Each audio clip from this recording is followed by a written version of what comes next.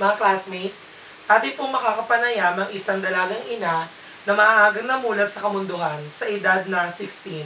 Inagtago po natin siya sa pangalan na Pinky. So, Miss Pinky, maaari niyo po bang isalaysay sa amin ang inyong istorya kung paano niyo nalaman na kayo ay nagdadalang tao? Ganito kasi yun. Anong mga panahon na yun, high school days, alam mo naman ang mga panahon na yun, sa private school ako nag-aaral, yung mga kaklase ko, mahilig silang magyaya kung saan-saan. So, dahil nga sa tawag dito sa kamunduhan, nadadala ako sa mga sama ako ng sama. Hindi alam ng mga parents ko na yun ang ginagawa ko. Lagi kami naglalakwatsa, gano'n ang ginagawa namin. Bulakbul dito, bulakbul doon. Hindi ko na inasakay sa pag-aaral. Mahilig kasi kami nung time na yun sa mga banda-banda, gano'n. Pumupunta kami sa mga bandang Quezon City. Doon ko nakilala yung guy. Nung umpisa kasi parang nabighani ako sa boses niya. Kasi maganda yung boses niya eh. Magaling siyang kumanta, magaling siyang maggitara. Talagang nabighani ako sa kanya. Tapos, bawat punta namin doon, laging ako yung nakikita niya. Siguro dahil maganda rin naman ako, di hamak eh. Kasi talagang nabighani siya. Tapos ayun nakapagkilala siya sa akin. So, as usual, bigayan ng, wala pa namang cellphone nung mga time na yon, telephone number, bigayan ng telephone number, ganon, beeper number, yun ang mabigayan nun. So, doon na kami nagkakilalang maiging dalawa. Hanggang sa nainlove ako sa kanya, sinagot ko siya without knowing na may family na pala siya. Kaya, parang yung time na yun na nakalimot ako sa sarili ko, binigay ko sa kanya yung lahat. Siyempre, at the time, 16 years old, virgin na virgin pa ako noon, di ba? Tsaka wala pa akong kaalam-alam sa mga ganyan. Tapos, ayun na may nangyari na nga sa amin hanggang sa, yun, nalaman ko nang na-delay na nga yung menstruation ko. At dahil nga bata pa ako, nung una, hindi ko alam talaga. Akala ko lang, diba usual na mga delay na menstruation, akala ko ganun lang. Pero buntis na pala ako nun. Dahil na-experience ko na yung mga experience ng mga nagbubuntis na hindi ko naman alam na yun na pala yun. So, nangyari, siyempre sinabi ko sa kanya na gano'n, na yun nga yung nangyayari sa akin. Doon ko nalaman na hindi na pala siya single. Meron na pala siyang family. So, syempre, hindi niya ako pwedeng pakasalan. Hindi rin kami pwedeng magsama. So, in-advise niya ako noon na magpalaglag. Sabi niya, pero hindi ko ginawa yun. Kasi may takot din naman ako sa Diyos kahit paano. Tapos ang nangyari, kinausap ko yung tatay ko, sinabi ko sa kanya, na gano'n, hanggang yan na lumabas na lahat. Gano'n. What age po kayo nabuntis? 17 years old. Lang ako noon. Paano po naramdaman niyo nalaman kung buntis kayo? Siyempre, nung umpisa, hindi ko nga alam na buntis na pala ako. So, parang, wala lang nung umpisa. Pero nung nalaman kong buntis na ako, siyempre, nag-worry ako. Kinabahan ako. Kasi hindi ko alam kung paano maging isang ina, kung anong gagawin ko, kung sakali man na magkakaroon ako ng anak at that age, siyempre, hindi ko alam kung anong gagawin ko.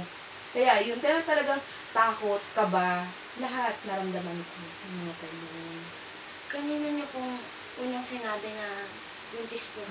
Unang ko yun, nabanggit ko kasi sa family namin, mas, tatlo kasi kami magkakapatid. Nasa isa gitna kasi ako. May ate ako, tapos yung bunso kong kapatid. May mother ako na terror. Siguro, yun din ang naging cause kung bakit ako parang nagre-rebelde.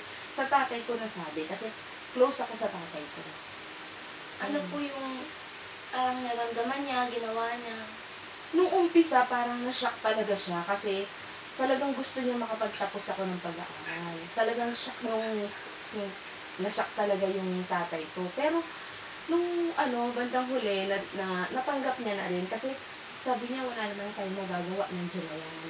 So, ang sinabi ko sa kanya na namin ko na may asawa yung lalaki, na hindi niya ako pwedeng pakasalan at gusto niyang ilagdag ang baby, pero ayaw ng tatay ko kasi sabi ng tatay ko, binigay ng Diyos sa'yo yan, siguro may dahilan kung bakit binigay niya sa'yo ng maaga yung bata na yan.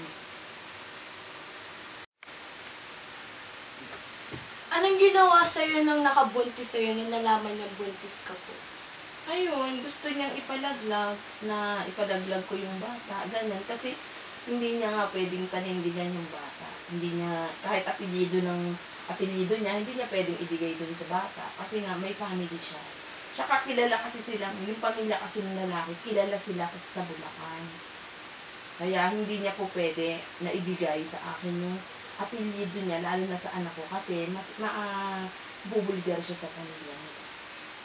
Kung yun po yung gusto po nung nakabuntis po sa inyo, pumasok po ba sa isipan nyo na ipalaglag po talaga yung bata? No, actually, sa totoo lang ha, at that age, syempre wala akong ibang maisip, di ba? Parang, anong gagawin ko? Diba, nung time na yun, anong gagawin ko? Paano ko ito palalakihin? Ganun.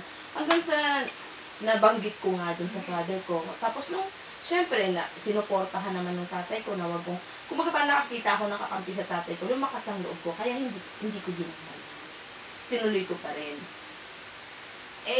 Yung nakabuntis po siya, di ba po nasabi niyo po na gusto niya po ipalaglag? Nasabi niyo po ba yun sa tatay niyo na yung na gusto pong ipalaglag ng... Sinabi ko. Pero kaya nga hindi nga, nung sinabi ko nga yun sa tatay ko, hindi nga siya pumayag. Sabi nga ng tatay ko, hindi natin ipalalaglag yung bata, itutuloy mo yan.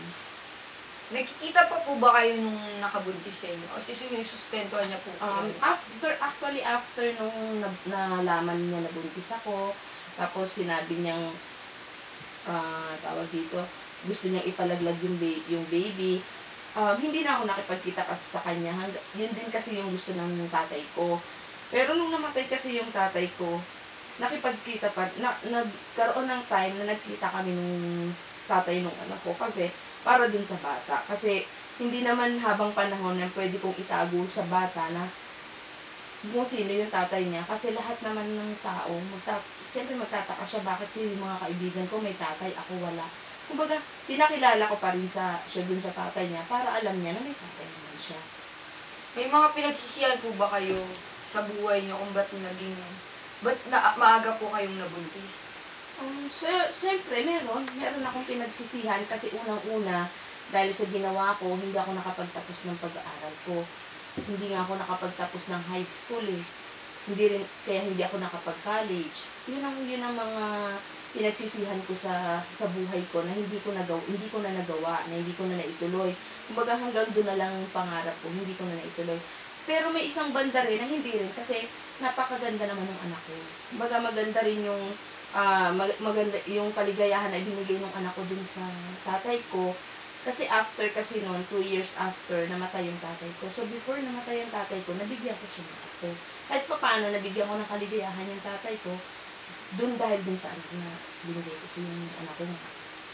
So, Miss Pinky, after nyo pong manganak, paano nyo po binuhay yung baby nyo? Yung mga ways of survival nyo po, dumating po ba kayo sa puntong iiwan sa isang orphanage or ibigay doon sa asawa, doon sa nakabuntis po sa inyo? So, ano pong ginawa nyo po? Ganito yun. Nung nabuntis ako, nung umpisa pa, nung nanganak na ako, di ba, nanganak na ako, nung umpisa, syempre, hindi ko kailangan ng hindi ko pa iniisip yung kung saan ako kukuha ng panggatas ng baby kasi nandiyan pa yung tatay ko. Siya yung nagsusuporta sa akin kasi lawyer yung tatay ko. Siya yung bumibili ng gatas, ng baby ko, lahat ng mga pangangailangan siya yung nagbibigay din sa bata. So, wala akong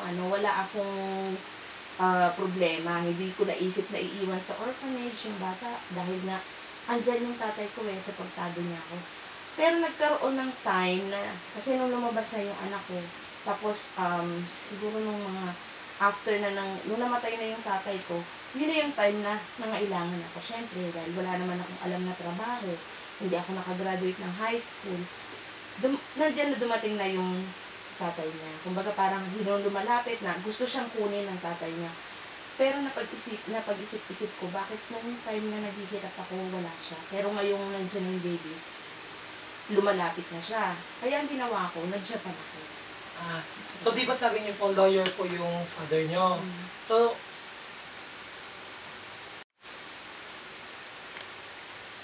sabi niyo po kanina, lawyer yung father niyo. So, dumating po ba tayo, di ba aminin po natin yan na kung may ganyang issue tayo, dumadating po tayo sa punto na nagkakabaranggayan, kasi po hindi tanggap ng family. Dumating po ba kayo sa ganon? Hindi na kami kasi unang-una din, dahil nga lawyer yung tatay ko, ayaw ko rin kasi siyang, kasi hindi, yung family kasi din namin, hindi naman din kasi kami basta-basta na yung lawyer na ano lang, ordinary. Meron din kasi kaming mga kamag-anak na nasa gobyerno, government officials. Yung lolo ko kasi, nasa ano siya, human settlement. Balik, ano siya ni Marcos, nung time ni Marcos, nasa human settlement yung lolo ko. So, parang hindi na masira yung pangalan ng pamilya namin na makaladkad pa sa korte, hindi na ako ng demanda. Kasi, ginusto ko rin naman yun eh. Yung pangyayari na yun. So, Miss Pinky, paano nyo po pinalaki yung baby nyo? Since bata pa po kayo, sino po yung gumabay sa'yo? Siyempre po, baguhan pa lang po kayo sa pag-iinak. So, kailangan nyo po ng guidance ng mas matanda po sa inyo. Kanino po kayo kumapit at humingi ng tulong? Nung umpisa, sa tatay ko, kasi siya, nandyan pa nga siya ng mga time na yun. Pero nung namatay na kasi yung tatay ko, doon na pumasok yung papel ng ate ko. Bilang ate sa akin, siya yung parang naging gabay din na kung paano ko gagawin yung pagpapalaki din sa anak ko, kung paano ko siya palalakihin at bibigyan ng magandang asal, gano'n. Kumbaga parang doon ko na, at saka sa experience na rin, kasi syempre, nalaman ko din sa sarili ko kung ano yung nangyari sa akin. Kumbaga parang ayoko na maulit sa anak ko yung nangyari sa akin. Kaya, kumbaga inano ko na lang, binase ko na lang sa experience ko. So, ano pong aral ang pwede nyo ibigay sa mga kabataan ngayon para maiwasan ang maagang pagbubuntis? Ang nagbibigay ko. Ay, isa lang dyan eh. Kasi hindi naman natin mapipigil lang ma-inlove, di ba? Lahat naman, alam naman natin na nai-inlove yung mga kabataan ngayon. Hindi lang naman kabataan. Kasi ganun nga yung, ano niya, talagang hindi mo maaalis yung, ang may babigay ko lang na tayo sa kanila is yung ilagay nyo lang sana sa lugar, yung pagkakaroon nyo ng yung mga love life nyo, gano'n, ilagay nyo sa lugar. Huwag kayong gagawa ng mga bagay na alam nyo na ikasasama nyo. Kasi alam naman natin kung ano yun eh.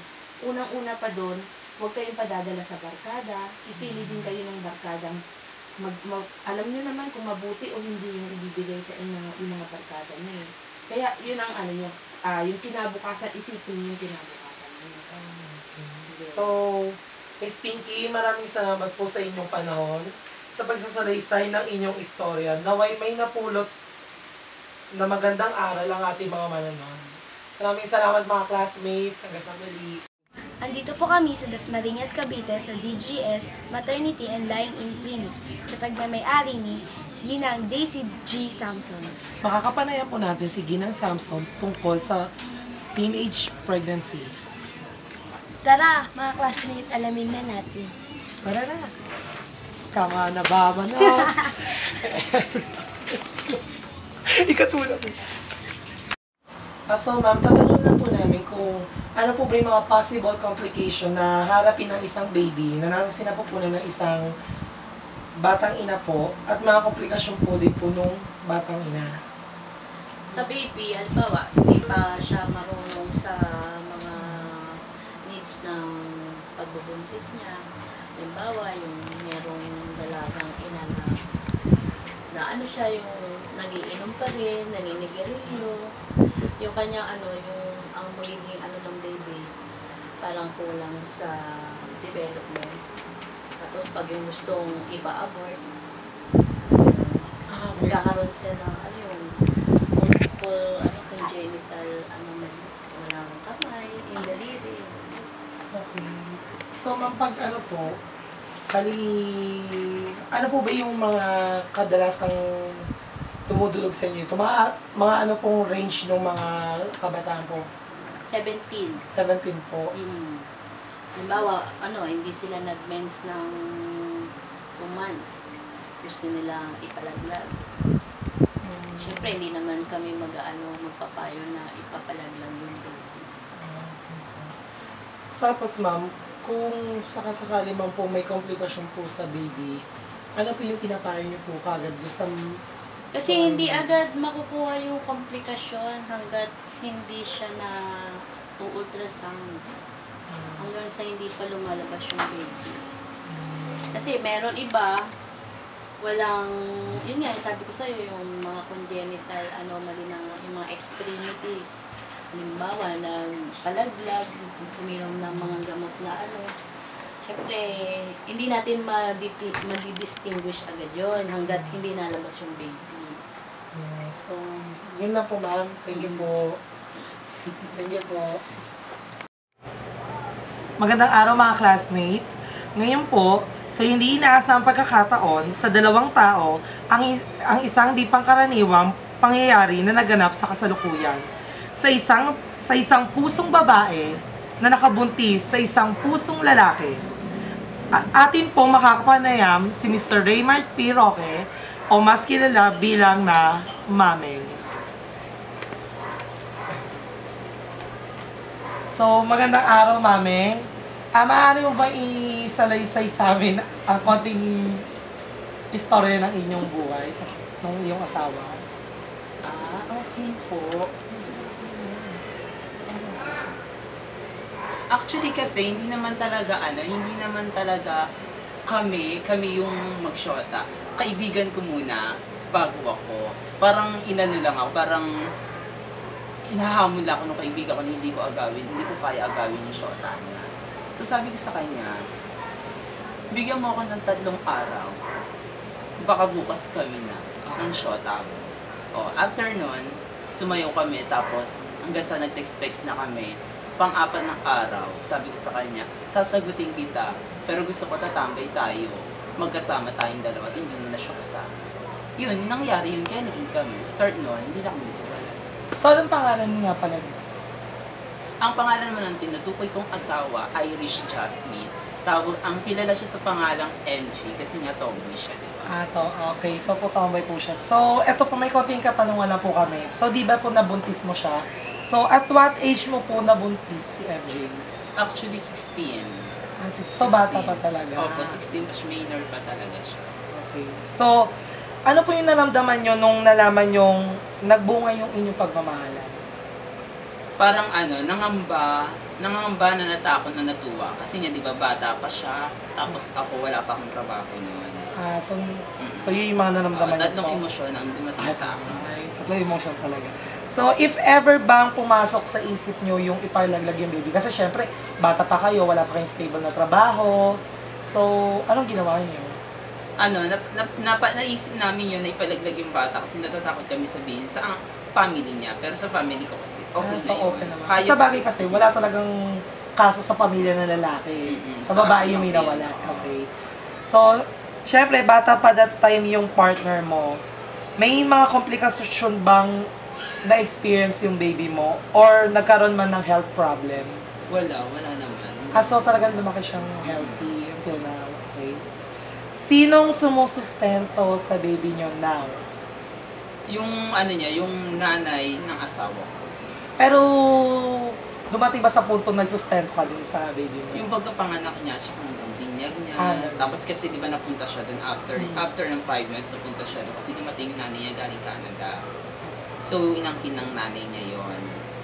Hindi ka man lamang na-hurt, no? Na parang degrading naman sa ego mo na ikaw yung lalaki, ikaw yung tatay. Sabi ko, na-hurt naman ako. Sabi ko naman, okay lang, matanda na naman yun. Yun lang. Yun lang yung sabi ko. Na kaninong custody yung baby mo right now? Sa kanya. Hindi ba siya hindi mo ba nabibisita or Hindi ko siya nabibisita, pero nadadala siya sa akin. So, naka-apekto ba yung sa sarili mo, yung pagkakaroon ng maagang responsibilidad? Katulad ng, syempre, alam na natin na ang mga bakla, nocturnal na tao, meron tayong nightlife. So, hindi ba siya naka-apekto sa'yo? Or pag inaasar ka nila na batang ama, o kaya baklang ama, di ba yung naka-hurt sa feelings mo? Para sa akin, kasi pag inaasar nila akong ganun, hindi ako na-hurt. Bakit? Ginawa ko to eh. Tsaka yan yung bunga ko. Bunga namin yan. So, ano ka ba, pag naramdaman kaya nila yon, iba yung feelings pag nakita mo na yung bagat, yung bata. Tsaka hindi siya naka-apekto sa akin. Dahil nagagawa ko rin yung mga bagay na ginagawa ko dati, nagagawa ko pa rin siyang example na lang, di ba, nagbabalibol ako. Nagagawa ko pa rin siya, kaya hindi siya nakaka-apekto sa akin, hindi siya sagabal. So, pumasok na ba sa isip yung sundan yung baby nyo? Ilan taon na nga ba ulit yung baby nyo? Actually, mag-1 year siya ng October 6. Bali, 11 na siya ngayon. 11 months siya. So, may balak kang sundan. Plano namin siya sundan with pag grade 1 na yung bata namin, yung panganay. Kasi ayaw namin siya sundan ng ano, kasi nga bata pa yung asawa. Well, total naman, may dumating ba sa punto nyo magpakasal? Total, may baby na naman kayo. Actually, hindi pa. Pero may plano kayo. Nagpaplano kami, napag-iisipan lang namin, hindi namin pinaplano.